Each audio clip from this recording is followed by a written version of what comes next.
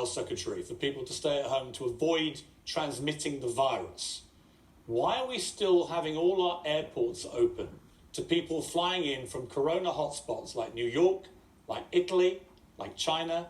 It doesn't make sense to people that we're allowing tens of thousands of people a day to come into our airports, walk into our communities without even a basic test, given that we know many people can be asymptomatic. Can you explain? Well, we do, of course, have different treatment for people who've come from different places according to how serious the outbreak is. How many people are you testing at airports when they land? Like yesterday, day before, how many are you testing? Well, we don't routinely test at airports because the number of people coming through has dropped very dramatically, and so there is very, very low amounts. How many have come in this week?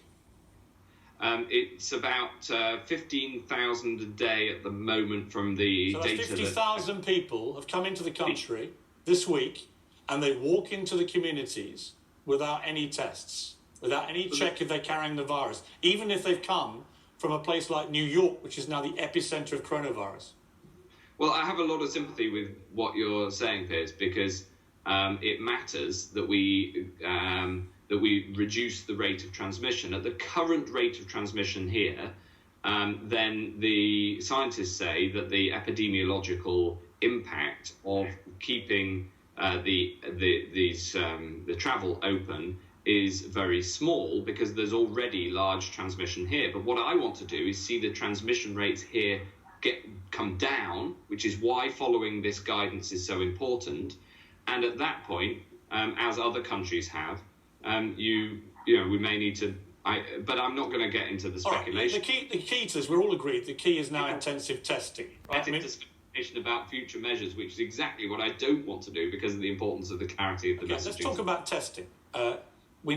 It seems everyone's agreed around the world, intensive testing is absolutely vital.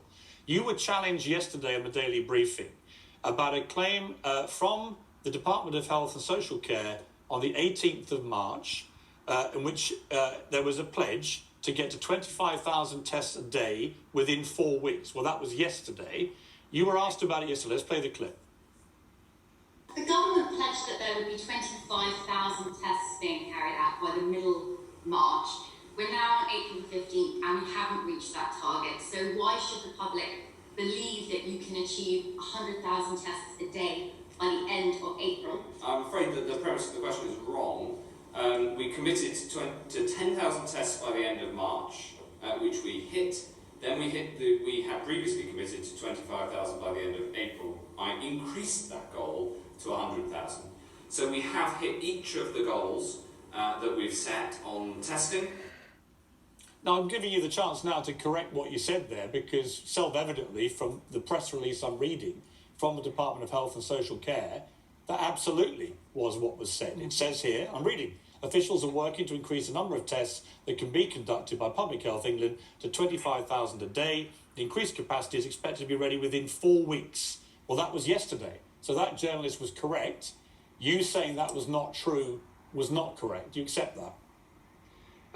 I accept that in the middle of March, we expected the rate to be in around 4 weeks at around 25,000. That is what our capacity is today.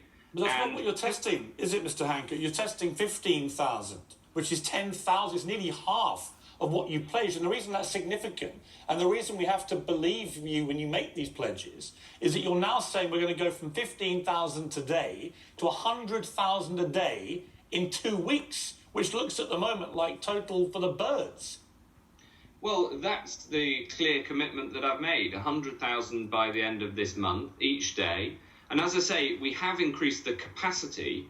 Over the Easter weekend, far fewer people came forward to be tested, frankly, than we expected. I mean, so why aren't you spreading those tests then? If fewer people are coming forward, there are plenty of people who still need to be tested.